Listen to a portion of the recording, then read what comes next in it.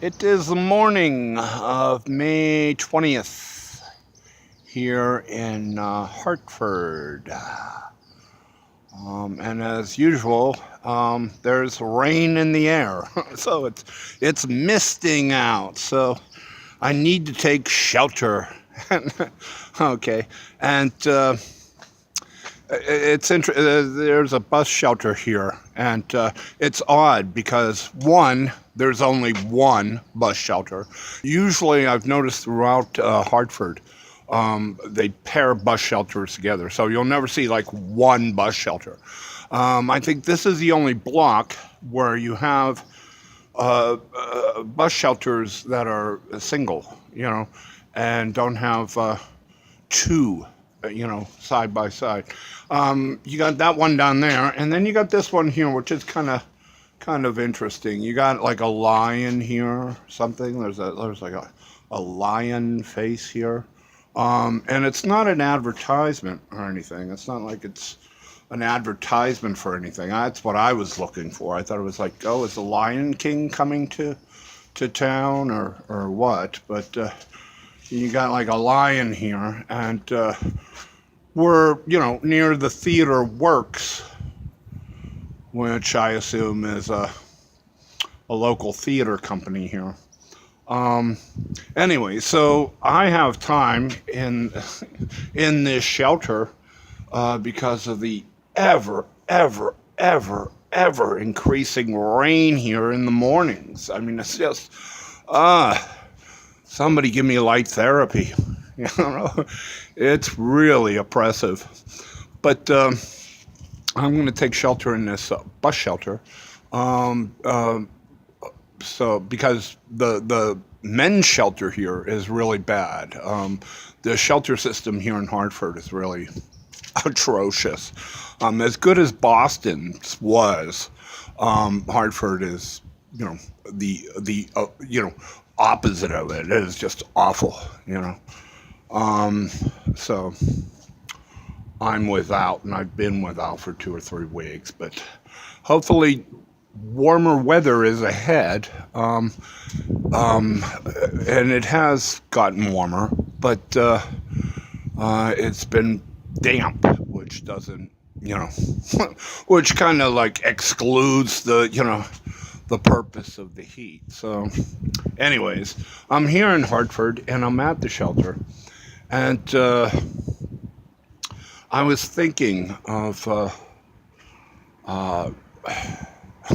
an incident that happened to me when I was in Phoenix.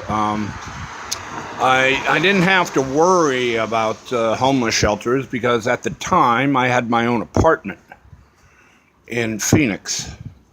And this was, decades ago. Anyways, I had my own apartment, and so I got on the train. They have a train there that begins at the time at 19th Avenue, I believe, and then which is like a mall area, a big shopping center, and then goes downtown. So I got on the train to go downtown, and a young man, a beautiful young man, gets on the train, and he sits across from me.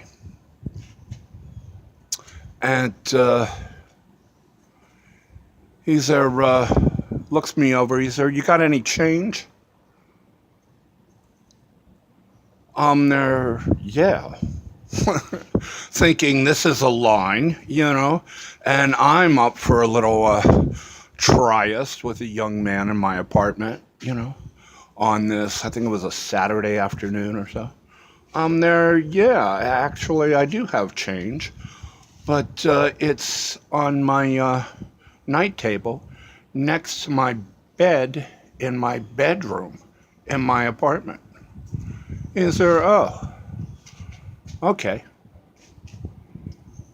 And he doesn't say anything more. So, but now he's got me interested, okay?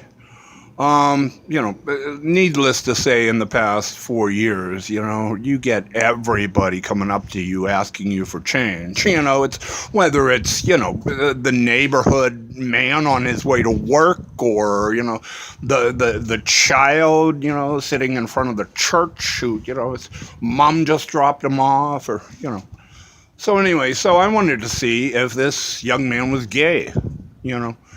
And so I start the interview, on there, but I give him the questions. I said, it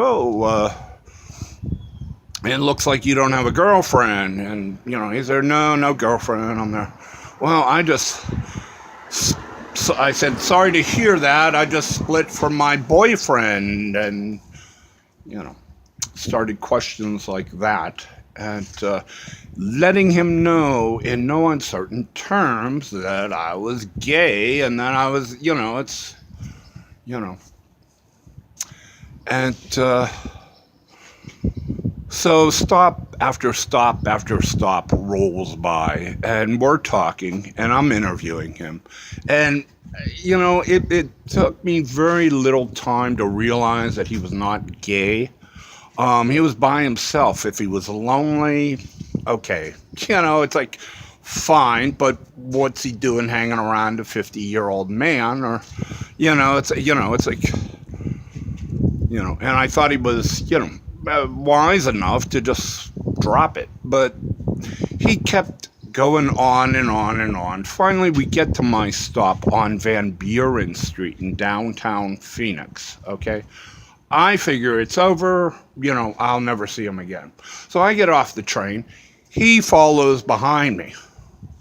I'm there, what are you doing? He said, well, you said you had change. I said, yeah, on my night table in my bedroom. He said, okay, So, we walked from Van Buren back to my apartment. And, it just makes one wonder. It's like,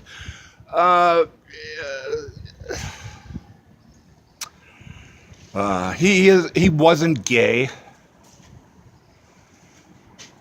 And yes, I gave him the change.